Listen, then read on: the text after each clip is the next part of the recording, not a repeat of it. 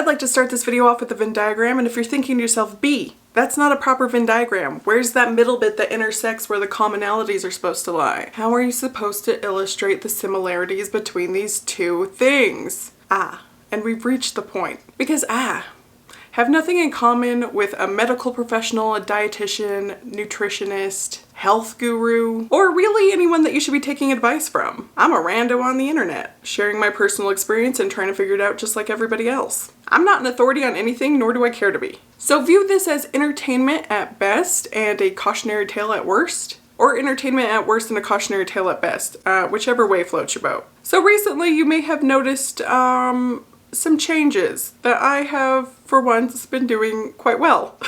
And I have been being a little bit secretive about the diet changes that I have made that have brought about this wellness. And that's for two reasons. One, it makes me an absolute hypocrite because I have made a video about like 3 years ago, not only saying that I would never ever do this again, but also saying it was detrimental to my health. Quite dramatic, I'll admit. But my reasons were valid and I definitely felt that way at the time. And I definitely do still feel that there are certain ways you can do this diet and have a really bad time, like I did in my first attempt. So the second reason I've been a little bit more private for the past nearly 2 months now, I'm a couple days shy of 2 months, is the fact that I just wanted a stint of time to myself to really figure it out without external opinion. And that's because the keto diet, which is what I'm doing, is polarizing. Some people love it, some people hate it. I have lived in both realms. But I decided to make an entire video about this instead of just like mentioning it in a vlog so I can be as thorough as possible because,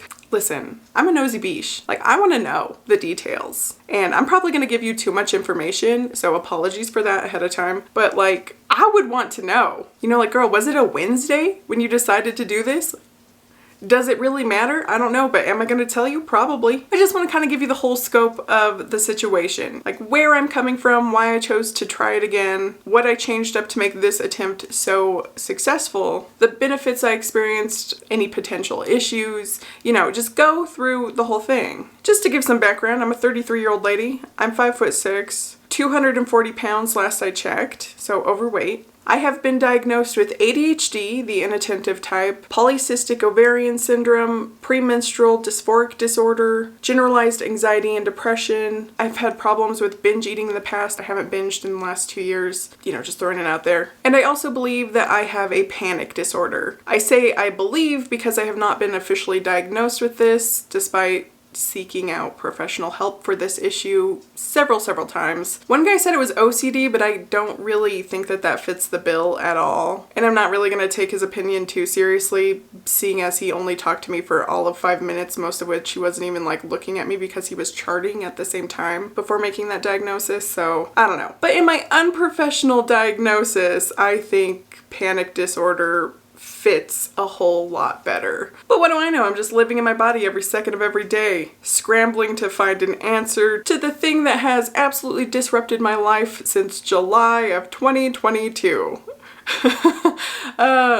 Now I'm not 100% sure what caused the initial episode, and I don't think that I will ever truly find out, but I think it was a combination of chemical and external stress. The chemical being, at the time, I was being bounced around on different ADHD meds, like I was taking them as prescribed, but my psychiatrist was prescribing like a different one every single time that he saw me, upping the dose. Just really a lot of change, and I was told later on that that was probably not a good thing. The external stress at the time coming from the fact that I had just quit my job, you know, a safe, secure, salaried government contractor position with the Space Force base. And I also bought this house and was undergoing a major renovation. So all of these factors were just kind of like this shitstorm of stress, and my brain could not take it and panicked, absolutely panicked. The worst of it lasted a month where I was just white knuckling it through every single day. There was no comfort, there was no peace. I would pray for sleep because the only time I could escape it was when I was not conscious. Long story short, I researched and I tried a bunch of different things and I clawed my way out of the hell that was my mind. Bit by bit, I got put on an SSRI, which did take a lot of the edge off so I could still feel the panic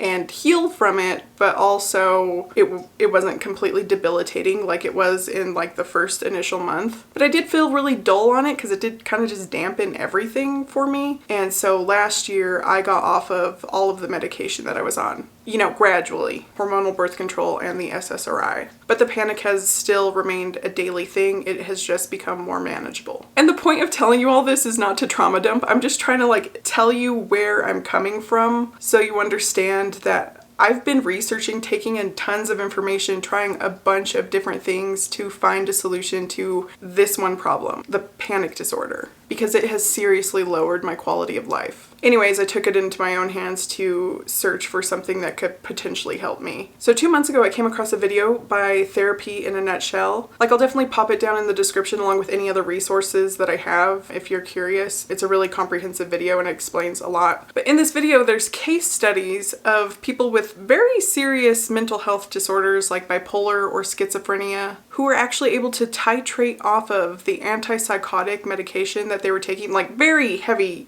That medication is very heavy, and be symptom free just from the keto diet. And obviously they were monitored by a medical health professional. Weaning off those sort of medications is no joke. It could be very potentially dangerous to just mess around with that stuff yourself if you have some of those mental disorders. So just putting that out there. But my ears perked up and I was like, hey, I don't have bipolar or schizophrenia, but I have this mental health issue and I wonder if it could potentially benefit me to try keto again. So of course, immediately I was like all in, gung-ho to try whatever, despite my feelings of my first attempt, which I definitely did a lot of things wrong in that first attempt. First of all, I just went like straight into keto, from eating the standard American diet to a bunch of fat, really low carb, which was a major shock to the system. I definitely wasn't getting enough hydration. I wasn't replenishing electrolytes because keto can kind of strip all of that out of your body. And for the first 3 weeks of the month that I tried it, I was doing dirty keto. I did try to rectify this and clean it up at the end of the first attempt, but it was like far too gone. What had happened was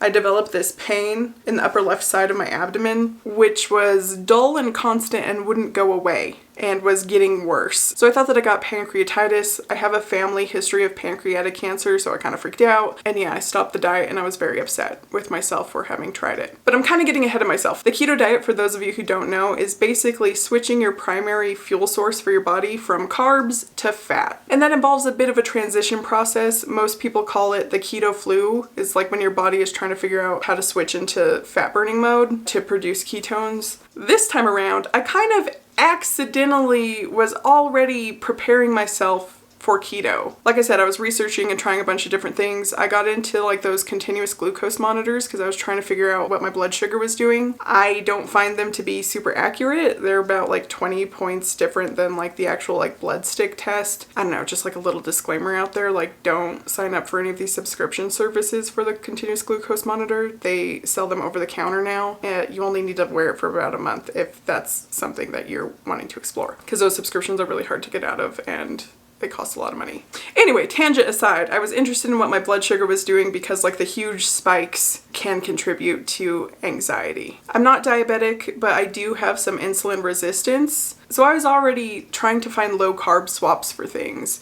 You know, like switching out the bread of a sandwich for lettuce, rice for riced cauliflower. Stuff like that, like I was already doing. And then I decided to start tracking my macros and I took my carbs down to 50 net grams of carbs a day. Net carbs are basically just carbs minus the fiber, and then you get your net carb amount. So by the time I came across this video, I was already kind of heading that direction. And then so at about a week of being like the 50 grams of net carbs a day, I lowered that even further to 20 grams of net carbs a day. And then I entered a low ketogenic state in about 4 days of doing that. And I know that because I bought this Keto Mojo. It just is a little blood stick monitor thing that measures your glucose and then your ketones, combines those numbers and gives you a GKI score. And that's how that works. Again, I'll link it below if you're curious. So the first thing I did differently was I gradually lowered my carbs to enter ketosis. I didn't experience like any kind of adverse effects from like the keto flu, which apparently could get pretty bad. Like some people get rashes and stuff, but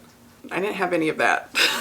And I think it's due to gradually transitioning. Also, I do really focus on hydration. That has been my biggest struggle in this whole thing, and that's because I'm never thirsty. But that's my struggle constantly, is like trying to stay hydrated enough. But I know just how important it is because keto does kind of flush a lot of the water from your body, so you gotta keep replenishing that. Same with electrolytes. So I take a magnesium and a potassium supplement to help offset that. Something else I started taking was acetyl L-carnitine, and that's an amino acid that you naturally produce when you eat meat. And what it does is just help like the fat absorption into the mitochondria so that the mitochondria can make energy for your body. Sometimes if your protein intake is too low, you can be a little bit deficient in this, and that could make keto like not work. But I actually don't know if I need this or not because my ratios are 70% of my calorie intake is coming from fat, 5% from carbs, and the other 25% from protein. So I feel like I'm getting pretty adequate amount of protein, so I might not really need the acetyl L-carnitine, but I've been taking it anyway. Another thing I've been doing just as a little bit of a precaution is I've been taking a sugar-free gummy multivitamin that's methylated. That just means it's more easily absorbable,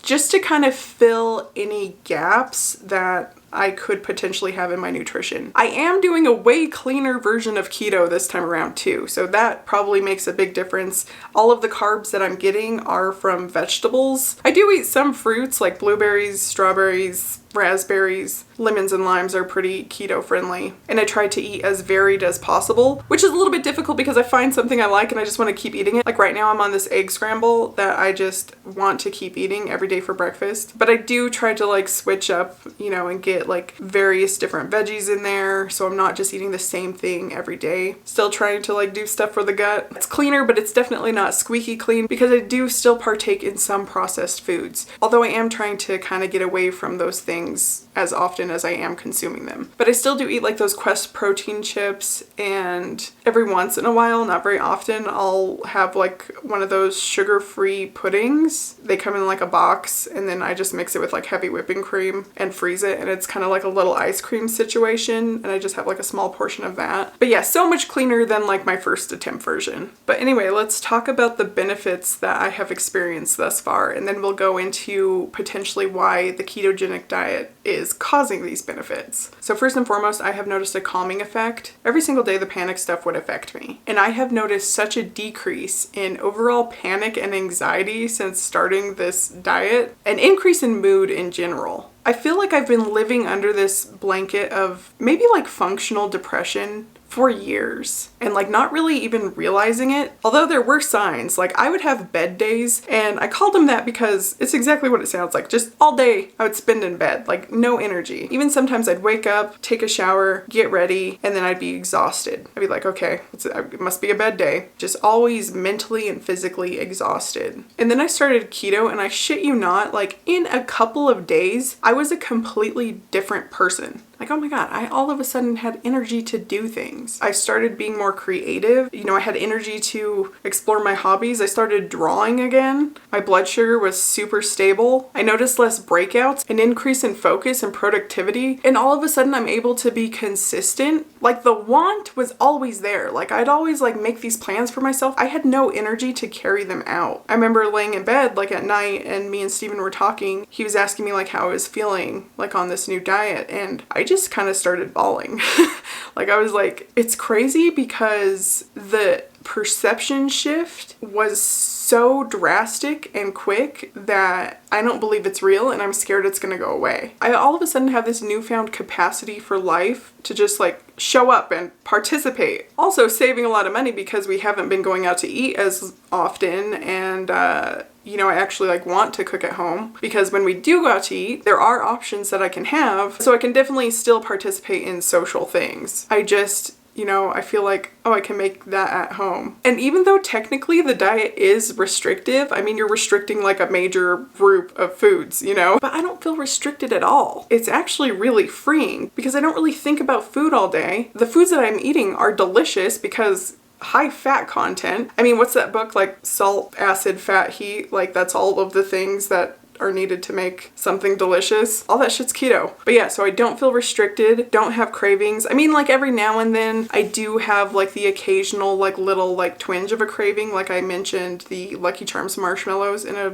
vlog that Steven was eating, and it made me like, oh, I want cereal. But those thoughts aren't like obsessions. They're just like little quick fleeting, like you see it, you want it kind of thing, but as soon as it's out of sight, it's out of mind. My hunger levels have gone way down. I just feel like myself again. It's who I was before the issue, you know? Like Steven's noticed it, my mom's noticed it, my train wheel coach Grace has noticed it. A lot of you have left comments saying that you've noticed it. And I think it's pretty apparent if you watch back videos made in the last year or two that that was a shell of a person, you know, just trying to get by, trying to get better. Like that didn't feel like me. So it's just been absolutely huge. And even though I do still feel like a little bit of the panic and anxiety every now and then, I've noticed that from the first month to this month, it's continuing to go down. I think the suggested time to like try it out to see if you get benefits for something like depression is about 3 months. So I'm already on month 2, you know. Oh yeah, and I'm losing weight. Like, so the physical health aspect is improving too. I know in my vlogs I kind of like lead with like the weight loss stuff. I've tried to stress in my earlier weigh-ins in like 2025 that this has been mainly for mental health purposes, and the weight loss has just been kind of like this secondary happy accident. But I do keep like weighing in on my channel because not only is it like something that a lot of people can relate to, but also it's a really easy quantifiable measurement for me to do to kind of see if I'm on track. But just know if I wasn't losing a single ounce, I would still be doing this diet just because of the mental health benefits that I've experienced. And I definitely don't think the keto diet is right for everybody. I don't think anything is a one size fits all. The actual only advice that I would ever give anyone is to take agency and an interest in your own health and wellness to find what's right for you. And also, if you're in a place where you feel hopeless, don't give up, keep trying. Because believe me, I have been there